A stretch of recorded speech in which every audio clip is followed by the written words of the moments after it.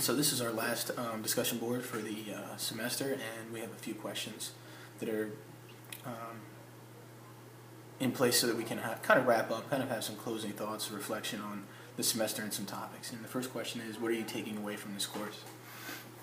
And I thought one of the most interesting topics, or the most interesting sections, was the actual discussion of the white race itself, or being white.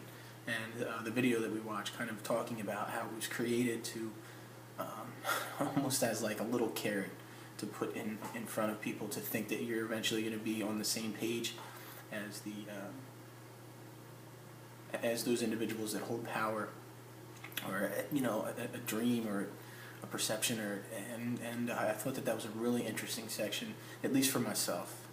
Another really big thing that I'm going to take away from this semester and this text is nonverbal behavior. It's it's something that I really try to focus on myself. I like to, of course you have to listen to the language people are using in session or in counseling sessions, but I think nonverbal behavior, not only the client but yourself and how you portray yourself, and understanding, again, mirroring so that you're not overwhelming a client or making them feel uncomfortable. I think that that's a really important concept that I'm going to continue to kind of grow on, or take into consideration moving forward. The next question is, what work do we need to do as counselors and individuals to make sure we are all more culturally competent? And I thought about this question for a while, and at first I just thought it would be easier if it was like the Matrix and you could take a pill and wake up and it's done. You're culturally competent. But I think that diminishes the growth or those experiences. Thinking about it, thinking about all those stories in the beginning of the text of counselors and how they became culturally competent. You could talk about, their growth, where, being in tough positions, having tough discussions, being uncomfortable.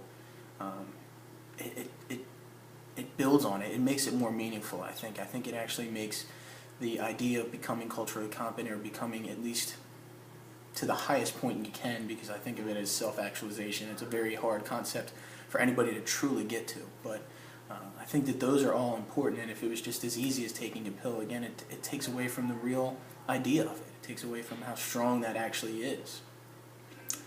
So I think that that's an important thing to know, and realize that that's the basis for becoming culturally competent, is those experiences. So taking them all in, taking some time to think about situations, reflecting like we have this semester.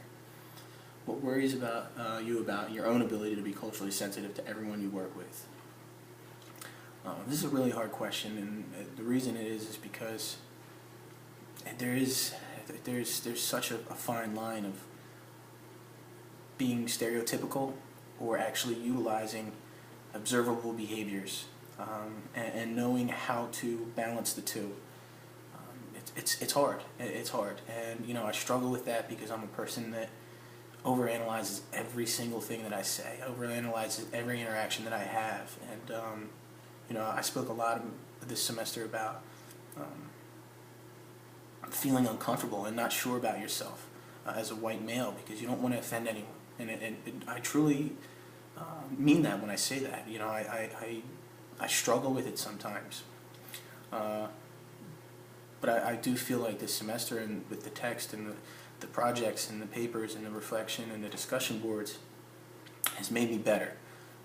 And I don't mean just, again, professionally. I think just being aware and opening your eyes and being in the community. And I can't even watch commercials anymore without saying, there's stereotyping in that. They're doing some things that are meant to get to a certain population, a certain culture, a certain race, because they're trying to sell something. So again, I think it's, like I kind of stated for the last question, it's being more aware and growing.